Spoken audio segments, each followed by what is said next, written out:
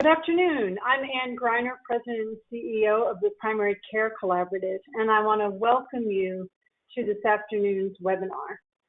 During the summer months, we're keeping our webinars just a little bit shorter. So we'll go between 45 and 50 minutes with our two fabulous speakers, who I will introduce in just a moment. You all are streaming into the room, and so we'll give you a moment to do that. Many of you have long followed the Primary Care Collaborative and join our monthly webinars, and so we want to welcome you back. For those of you who are unfamiliar with the Primary Care Collaborative, we are a Washington, D.C.-based nonprofit of over 60 organizations that span the healthcare system, and they are very, very diverse. But what they share in common is a commitment to primary care as the foundation of a high-performance health system. What we do as an organization is advocate, educate, and convene to increase the robustness of primary care and also to evolve primary care to be more responsive to patients' needs and preferences. If you'd like more information about the PTC, please visit our website and you will find a whole wealth of information, including information about membership. A couple of housekeeping reminders. All of your lines are muted. We have hundreds and hundreds of people on today's discussion, and we're happy to take your questions, but we're going to need to do that via the chat. Many of you have sent questions in advance, and we've reviewed those, but we welcome questions in the moment. So please just put them into the chat as they occur to you. You don't need to wait to the end. Of course, you can wait to the end and put them into the chat. We'll address the questions after the panel discussion. This webinar is being recorded, and the recording will be on our website within 24 hours. So let's talk a little bit about what we're going to discuss today. We've got two fabulous speakers who are very focused on identifying what are the stressors and challenges in our health system, and what are steps we can take to make the health system function better for both the clinicians who practice in the health system and patients. We, of course, will have a particular focus on primary care. So let me just say a little bit about our speakers, and then I'll go into more depth. Robert Pearl is a doctor, and he's a former CEO. And he's written two books that really examine a lot of the dysfunction in our system. The first is Mistreated, Why We Think We're Getting Good Health Care and Why We're Usually Wrong. Quite provocative title. And this focuses on the systemic issues in the healthcare system that result in poor healthcare outcomes. His other book, which just came out in 2021, Uncaring, How the Culture of Medicine Kills Doctors and Patients, focuses on the culture and how it undermines the physician-patient or clinician-patient relationship and causes harm. Christine Bechtel is the President and Chief Strategist of X4 Health and a longtime patient advocate and friend of the Primary Care Collaborative. Christine runs Third Conversation, which is a national program that helps patients and clinicians see each other in a new light, addressing clinician well-being and patients' experiences together. Today we'll have a conversation with these two in which they will share their insights and lessons about the patient-clinician relationship and how the culture, the broader system, and a national pandemic shapes those relationships. So some more specifics in terms of bios. I told you that Robert was a CEO, and he was CEO of the Permanente Medical Group from 1999 to 2017. And you become CEO by getting voted in by all of the physicians who are part of that medical group. So I think it really is a testament to Robert's leadership that his colleagues voted him to be CEO. Prior to that, he was president of the Mid-Atlantic Permanente Medical Group. With these two roles, he led 10,000 physicians and 38,000 staff, and he was responsible for the national medical care of 5 million Kaiser Permanente members on both the West and East Coast. He's one of modern healthcare's 50 most influential physician leaders, and he's an advocate for the power of integrated, prepaid, technology-advanced, and physician-led healthcare delivery. Christine Bechtel, I told you, is a consumer advocate, co-founder of Export Health, and I mentioned earlier a third conversation, which she's going to speak to as a part of in our discussion today. She's been involved in a number of work groups at the PCC, including those that were focused on building out various facets of the patient-centered medical home. She also helped facilitate the development of the shared principles of primary care, which really is an aspirational vision of what primary care can be and is in many locations across the country. We're interested in making it prevalent everywhere. 350 organizations have signed on to the shared principles, and if your organization has not yet, check them out and be an internal champion to sign on. Christine also spent 18 months working with a primary care practice where she helped its leaders establish a culture of patient and family-centered care and professional satisfaction. And for those of you who hang around Washington, Christine has had a number of roles in DC, including the National Partnership for Women and Families, the eHealth Initiative, the American Health Quality Association, and AARP. Okay, let's get down to our conversation without further ado, and we're going to really focus on this clinician-patient relationship, and even more specifically in primary care.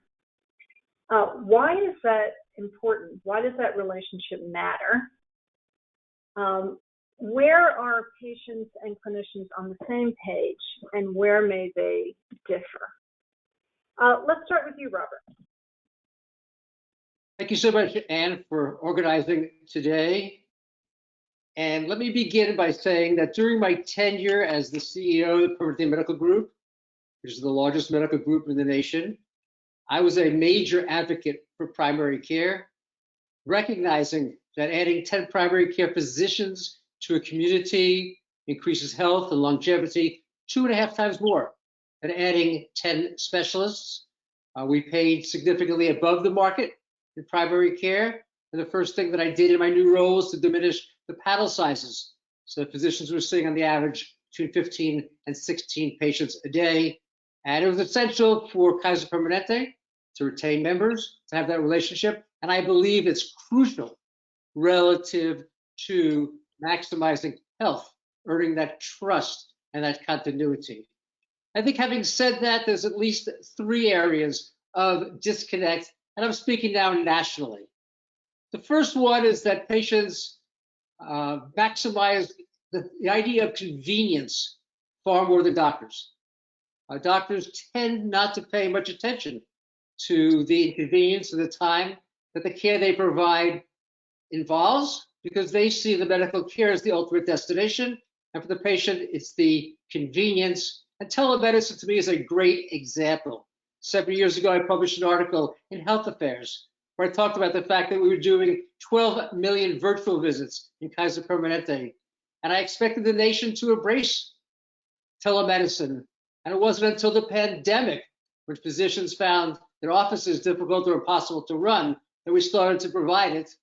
And we still, as doctors, often see it as inferior. Now, there's many things you can't do with telemedicine, but the idea of making the care immediate, convenient for the patient's home, and lower cost. And that leads to the second one, which is cost. And again, as physicians, we tend not to talk about dollars. We think there's a right way to provide care, and we don't give the emphasis the patient needs on that dollar expense and whether they can afford it. And so we often ignore or blame someone else when the care that's provided isn't followed through, and often it's simply the dollars that make that impossible. And I think the final one is the patient's time. Research shows that as physicians, we interrupt the patient in fewer than 15 seconds. When the patient comes to the office with internet searches, we tend to disparage it, saying that's bad information. But that, from the perspective of the patient, is what they feel is crucial. And overall, I think that from the patient's perspective, they should be able to get in medicine the same convenience they get in retail or in travel. And as doctors, we don't value it and we don't provide it. Well, thanks, Robert. Let me ask Christine to respond. You put a lot on the table. Sure. So first, let me add my thanks to Roberts. And I am a huge fan of the mission of the PCC. I think, if the data from the Larry Green Center tells us anything over the course of the pandemic, primary care, I feel like it gets overlooked a fair amount. And the work you guys and your members do to elevate the role of primary care in the world, which is critical for patient outcomes, is really important. So thank you. I would say, there's the obvious, but it's worth repeating that the patient-clinician relationship is essential to health outcomes. One of my favorite studies is a study that said that a 1-unit increase in the quality of interpersonal interaction yielded a 10-fold increase in patient activation, which is something I know everybody is interested in the audience. I think a high-quality relationship helps with diagnostic accuracy. It helps with treatment adherence, you name it. There's also great data from the Larry Green Center showing it can help with vaccine hesitancy, which is a big deal for us right now. But I think Robert's right in some ways that time is one of the areas that is both a disconnect for patients and clinicians, but it's also a point of connection.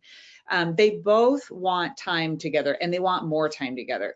That's one of the biggest things I think we've seen coming out of Third Conversation. For those of you who don't know what that program is, we get about 12 patients and 12 clinicians in a room at a time. This is, not part of, normal healthcare provision. We sit down and we have a get real kind of conversation.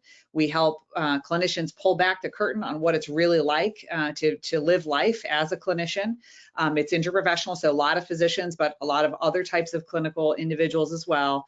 And patients get to really learn about that, but they also get to share about their candid experiences in that particular healthcare system. And one of the areas of connection is that we want more time together. Clinicians want to provide it, patients want to have it. It's critical to the relationship.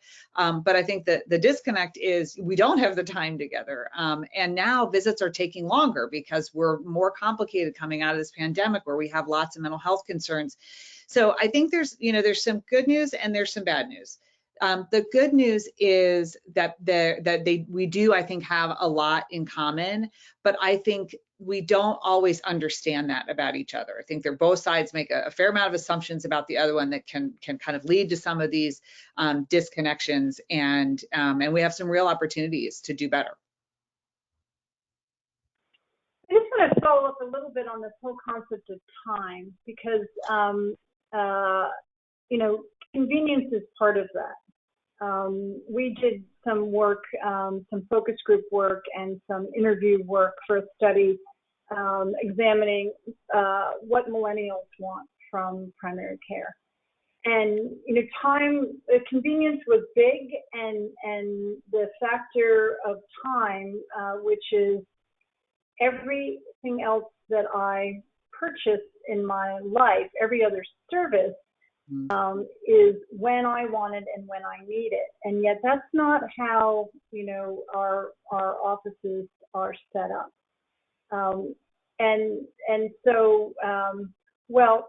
Maybe the clinicians recognize that, they're,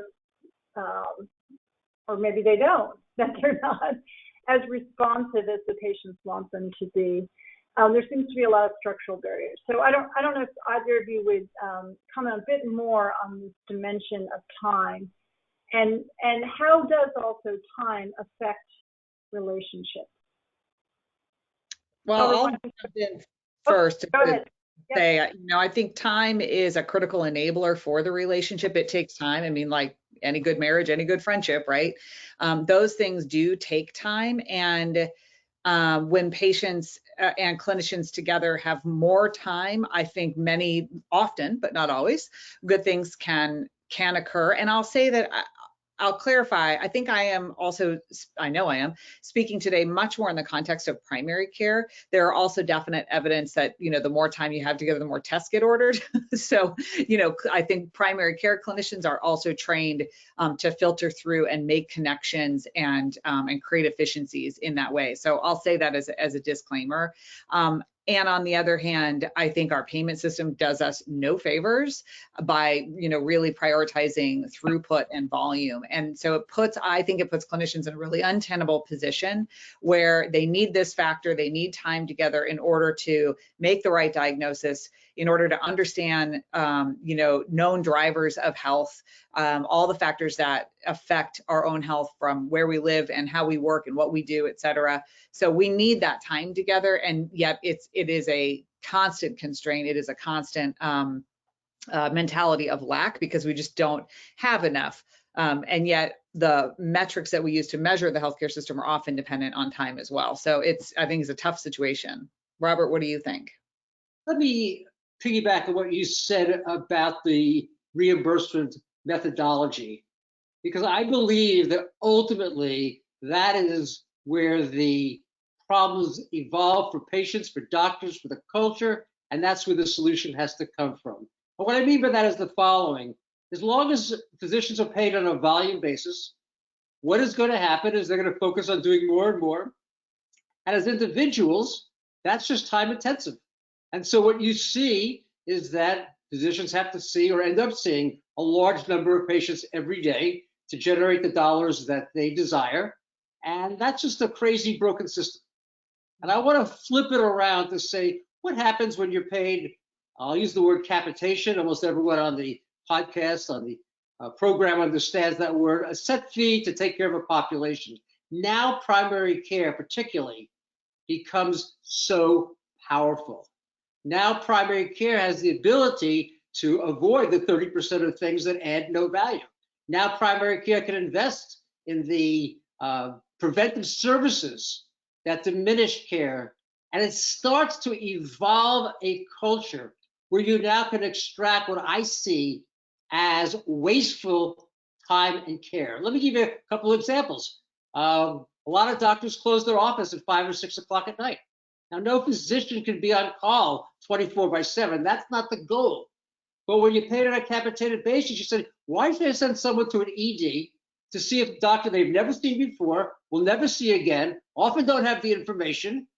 How do I and my colleagues create a way we can work together in a collaborative, cooperative way and solve the problem? We did that in the Mid-Atlantic, putting a physician into the telephone area with access to telemedicine as an example of what's possible. Or how many times are referrals done because doctors are just too busy to take the time that it might take to explore deeper and deeper. And it's easier and faster, but what a waste of time. We spend 6% of total dollars on primary care. We need to spend 9 or 12%. But to do that, we've got to pull the dollars out of the place it's adding no value and insert them into that place. I think every physician, every patient knows it's too much of a rush every day, but the idea that simply says people will give us more time and more money, I don't think is realistic until we as the physicians lead the way. Yeah, I'll build on that and just say, being in a rush, we were holding a third conversation event up in Northern California. It was part of the Sutter Health System. And she was a doctor, one of the physicians stood up at the end of the event and she said, I had no idea. She said, I assumed that patients were hiding things from me when they came, to their visits. And what I just learned from the person, literally sitting knee to knee with me is that in fact, they're not hiding something, they're filtering, because I come flying into the room. I've got 12 minutes, my hair is on fire.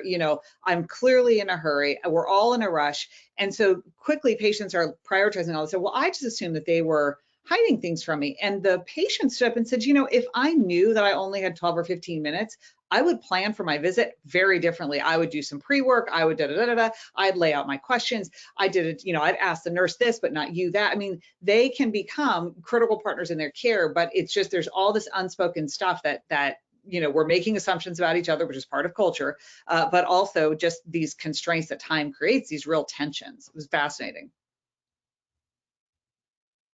Well, under your direction, Robert, you said you reduced the panel size.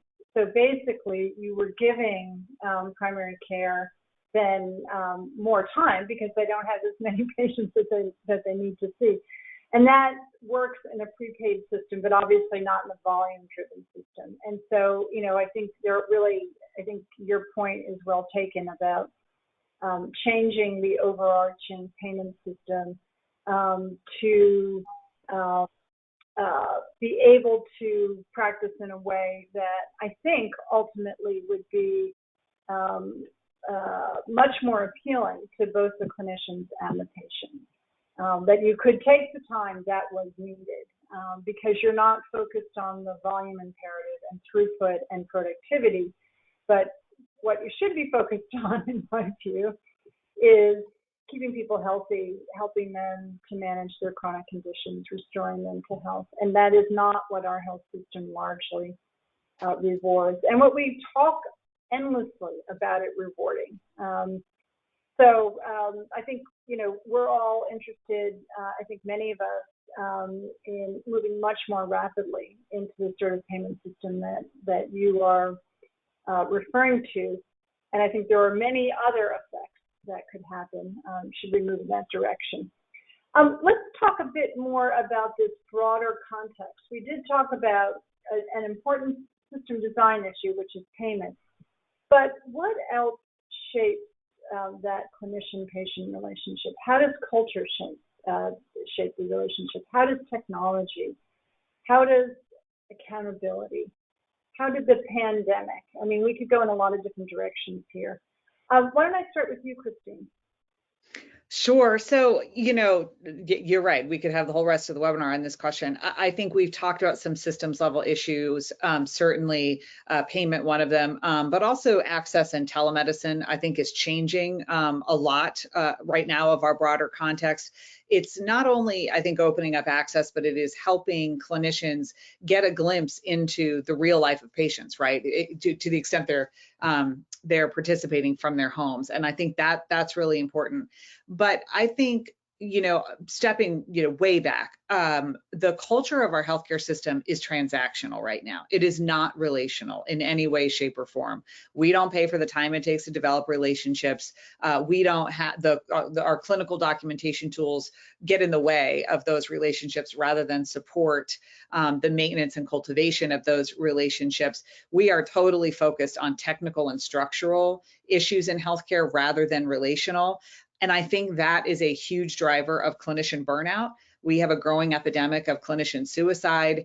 And it is like no fun to be in a job, whether you're in healthcare or not, where you don't have connection with your peers, with the people you serve, where you don't have deep and rewarding and nurturing relationships because the larger environment that you're working in is all about, trading things, getting things done, test procedures, et cetera, et cetera. It is so transactional that at this point, I think it's not only hurting patients and clinicians in their collective relationship, but I think it is probably the primary cause of burnout. And when we do these third conversation events, probably the most common thing we hear from people is, oh my God, this is why I went to medical school, to have this kind of quality, even a 25-minute conversation with a patient, not even about, their particular conditions, but just to have that human connection and to be in a room with my peers and my colleagues, to feel connected to them, to share, our common story and build our common bonds. That's what's going to keep me from burning out of medicine. And that feels really important and really deprioritized today. So my sense, Anne, is that culture and system are like the two snakes on the caduceus, that symbol that doctors often wear on their white coats or in textbooks. You can't separate them. If you try to address one without the other, you often get bit. And in the book Mistreated, that was my focus. What are the ways that the entire system is broken? And all the profits from that book and the new one go to Doctors Without Borders. So it's really a mission for me. Because when you're capitated, when you have this relationship, you start to have integration, primary care and specialty care. And I believe it is far more satisfying for both sets of doctors. An example of that, particularly the technology, a third part you mentioned, is we were able to bring specialists into the exam room using video while the primary care physician was seeing a patient. And 40% of the time, resolve it. Or in dermatology, where the primary care physician needed or would have asked for a dermatology consult by sending a digital picture. Within 6 minutes, we had a diagnosis. Now think about how much more satisfying that is. You solved the patient's problem. You haven't set them down a course of trying to get a derm appointment in 6 weeks or 6 months. In 6 minutes, you have a solution that is there. And I also think that it leads to a leadership structure where you have someone, in my case, a physician selected by physicians, who is now responsible for helping to organize things. So the chaos comes out of it. Who else is going to organize it? The insurance companies? The hospital administrator? The drug companies? No. I think they're understanding that patient flow and figuring out where does it add value and where doesn't it. Doctors work incredibly hard today because they're on a treadmill. It's not because the work couldn't get done.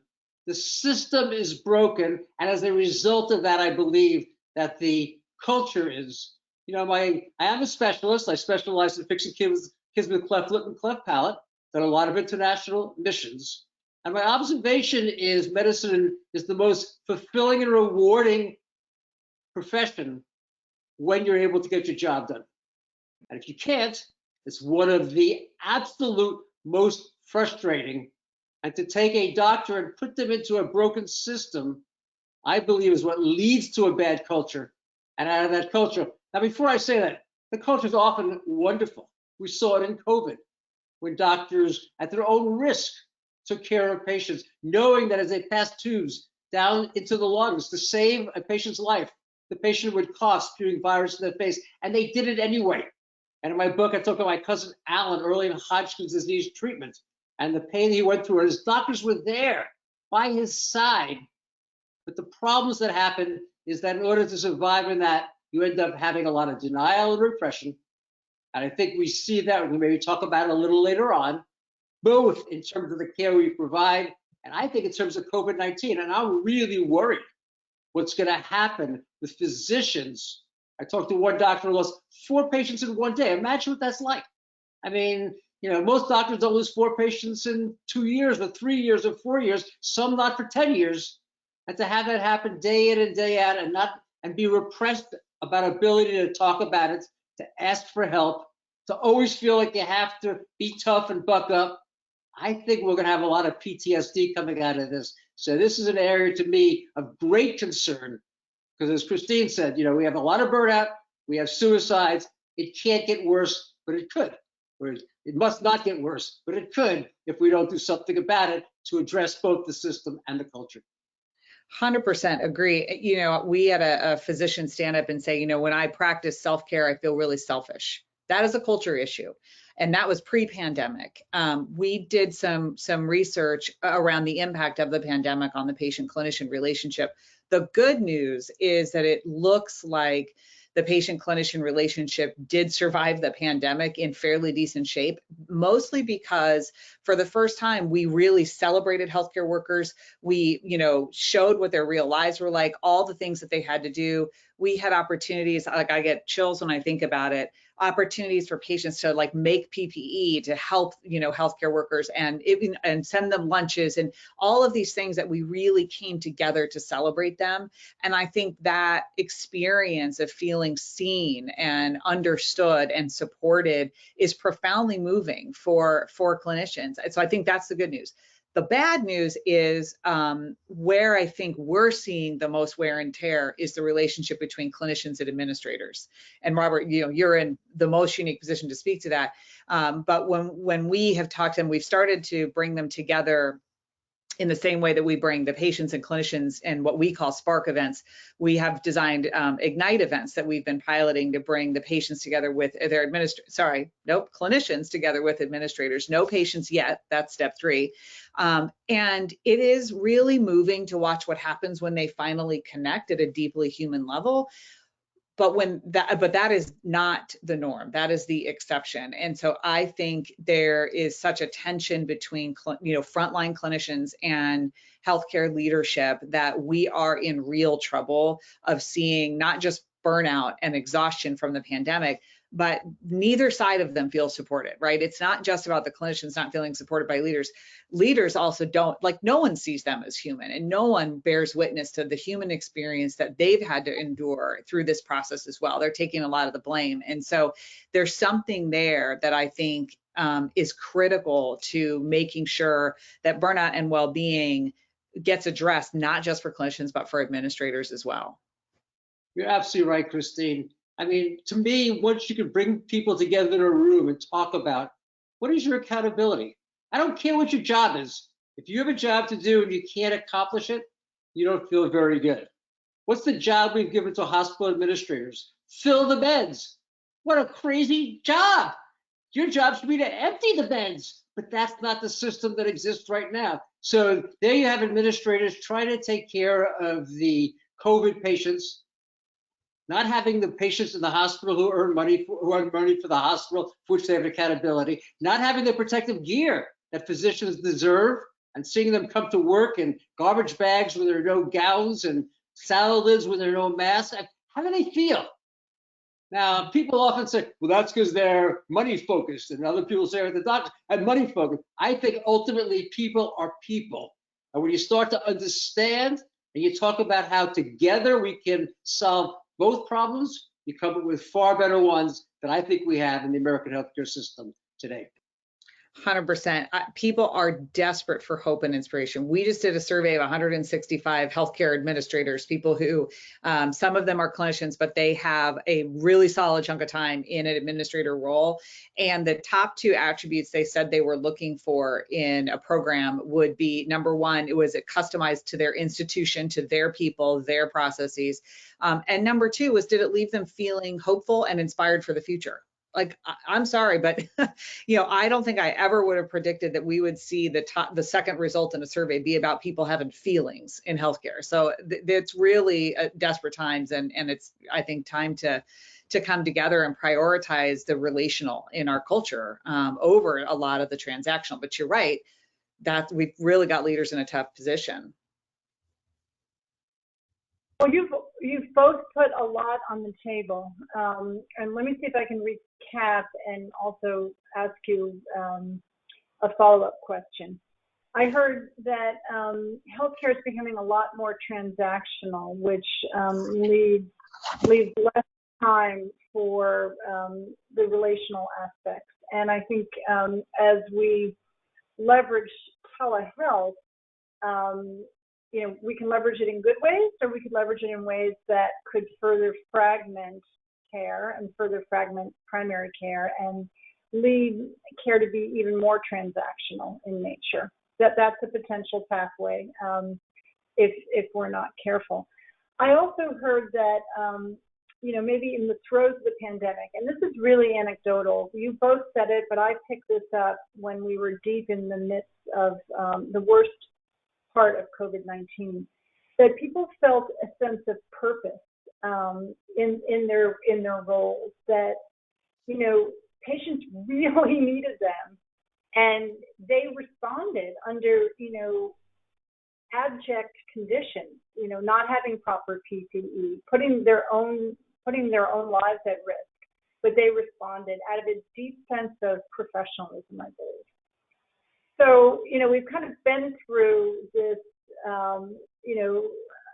very trying time. And how do we learn lessons from the COVID pandemic? How do we not, go further down the transactional pathway? How do we design delivery systems that speak to people's deep sense of purpose and caring? I mean, how do we do that? I think one place to start is recognizing that the system of healthcare we have today and the culture that evolved therefore came out of the last century. It came out of a time when people had acute disease. Now the majority of patients needing care have chronic disease. And we still have an episodic acute approach to delivering that care. It's why, again, I believe so strongly in changing the reimbursement. But think about it. The first thing we need now is going to be data. And if you read this week, what did Apple say? They're creating a lot of devices to send data to doctors' offices. That's the last thing doctors have time for. How do we figure out how to take that data and put it into a format that physicians can manage easily? How do we figure out not what is the number, but is the patient well today or not well today? Because if they're well today, I don't need to see them. And if they're not well today, I do need to see them. And that's the type of opportunity we have using technology. But I also want to stress, I just don't think you can manage a chronic disease every 4 or 6 months. We do that because that's the only time we have. But how do we now shift that? That's, again, why I'm a big believer that virtual care can add value, not 20-minute virtual care, short check-ins, particularly with added staff. We have a lot of staff in physicians' offices. What are they doing? Billing, claims, calling insurance companies, getting authorization.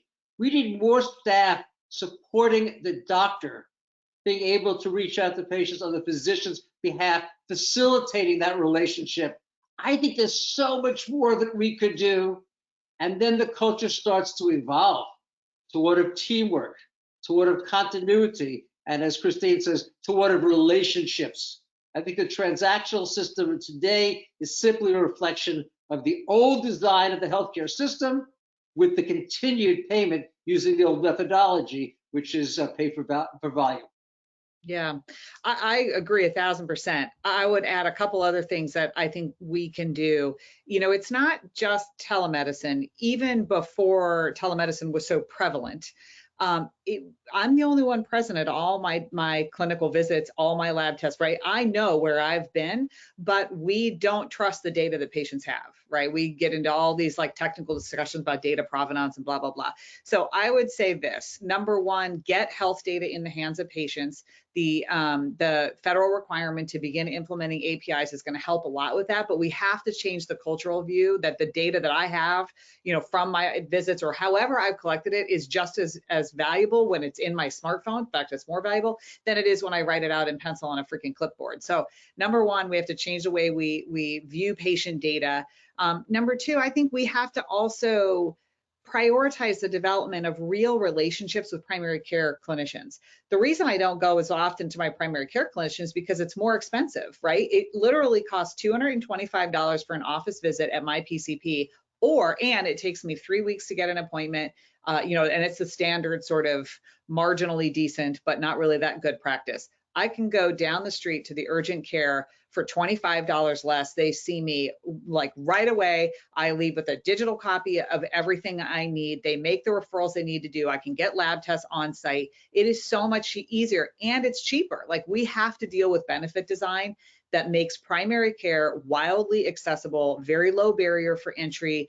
And then the clinicians have to prioritize the development of real longitudinal relationships so that when I have a health event, I don't go, okay, well, who can I, CVS will probably be easier for me to go to than actually picking up the phone and getting in touch with my own physician. That's a big deal. Obviously, we need to have payment change to do those things. And I would say we need to prioritize clinician well-being. I mean, how can you be expected to develop a deep longitudinal relationship with patients when you're burning out and you're exhausted all the time? So I think we have to make that a renewed national priority. Great, thank you. Okay, we're gonna go to some of the questions that have come in over chat, and we have a lot of questions. So stay on the line, folks. One question is about the Centers for Medicare and Medicaid innovation models, particularly primary care first, that are looking to increase financial risk in primary care. And one question about that was whether or not we'll see improved quality and lower cost. and I think you've got a lot of experience with this, Robert, if you want to take this one. And are there any practices by, particular characteristics of practices that it would not make sense to take on financial risk, particularly downside risk? Well, there's always going to be the outliers. The one patient, if you have 1,500 or 2,000 patients in your panel and one needs a heart transplant, you've got to bankrupt that year. No, you have to always have pieces that are going to be taken out. But look at an organization like ChenMed, a primary care organization. It has over 100 offices now. It's going to be doubling in size, and it takes risk through Medicare Advantage. But having taken that risk, what it now does is it restructures the care delivery. It actually spends a lot of twice as much time per patient per year. It's able to provide that care in the evenings and the weekends. It extracts the dollars out of the inefficient sides and fails to put it into the efficient side. You can't put a pay-for-value system on top of a broken fee-for-service system. It doesn't work. You have to work 10 times harder to move the ball even the smallest amount. You've got to take it apart, disrupt it, transform it, and change it. And that's where I'm hoping that the people listening in, that some of them will start the process. Because when Roger Bannister broke the 4-minute mile, it was said to be impossible. No human could run that fast. But when he did it, people could emulate it very fast, and 3 other people did so. I think that could happen in medicine today. I think we can change that process. To me, the formation of these primary care groups, able to take on risk, not individuals. We're not talking about, getting paid 10 extra cents for checking off the right box. We're talking about a total redesign. What I've seen as I've talked to the doctors is they are very happy. Some of the mission and some of the purpose that you and Christine mentioned earlier has been restored, because what are they now being paid for? Keeping people healthy, avoiding complications from chronic disease, patient safety. This is why we went into medicine. And I think it's been robbed away from us and continues to be. To Christine's point, I completely agree. We have to address the psychological consequences of things for doctors. But I also would say I slightly disagree. I don't think anyone's going to do it, no matter how much the data says it's better for patients, no matter how much the data says it's wrong when people are suffering, no matter how many suicides occur. I don't think anyone's going to give it to us. I think we have to take it for ourselves.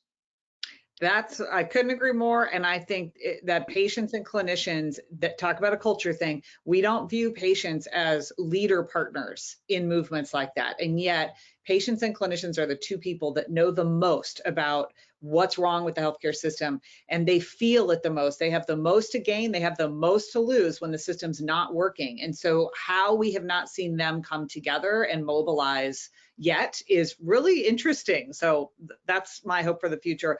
I'll just add one small piece, which is I personally think we have to completely change the paradigm of primary care financing. So tinkering around the edges of fee-for-service, not a big fan.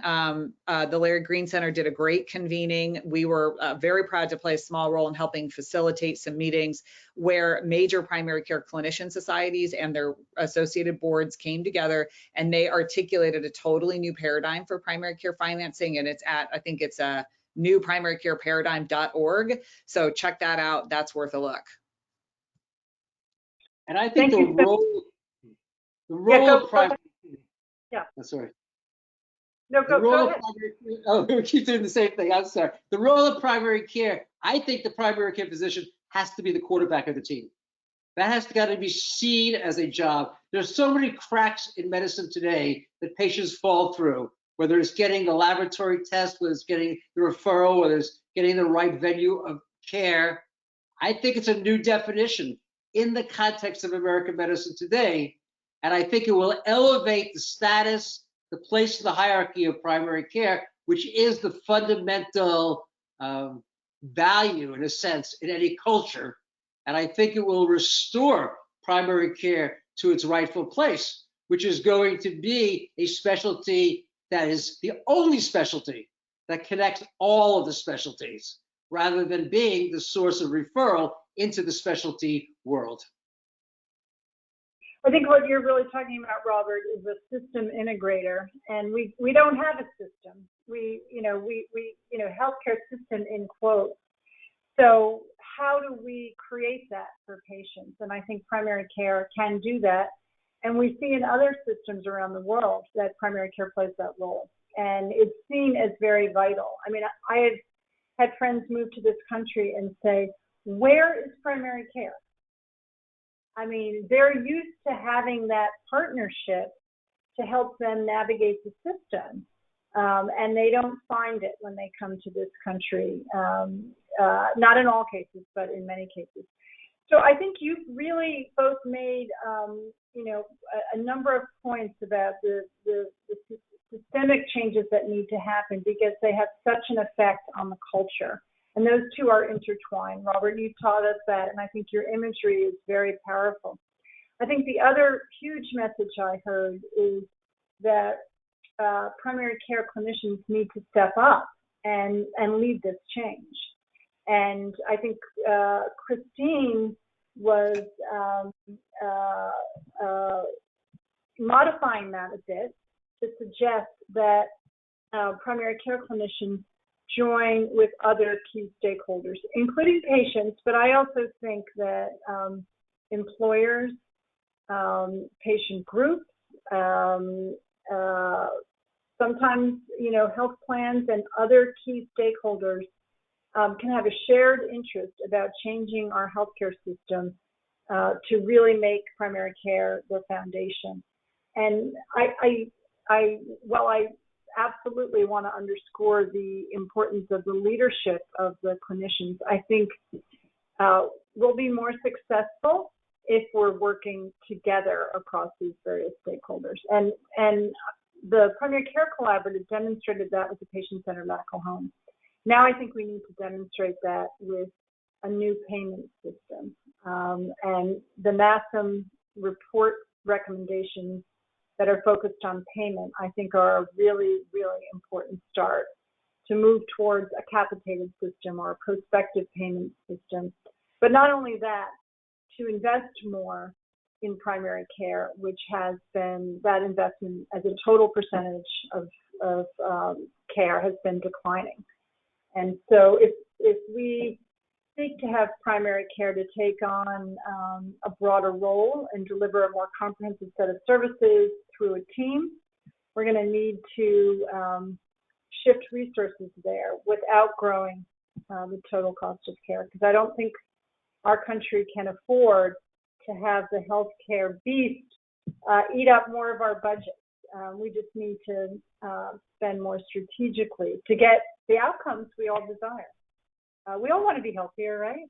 And we all want to be happier, and those are really intertwined. So let me thank you both for just a wonderful conversation and your many insights, and I want to commend you for the work that you're doing. I think we're very, there's much simpatico here, and you're very inspiring. So thank you again for joining us for this conversation this afternoon. And we'll have this webinar posted within 24 hours. And if you were delighted by it, you can share it with your friends. Thank you so much. Thank you very much. And thank you for the tremendous work that you and the PCC all do together on behalf of American medicine. Yes, thanks, Anne and team. And thank you, Robert. It was a pleasure. My pleasure, Christine. Thank you so much.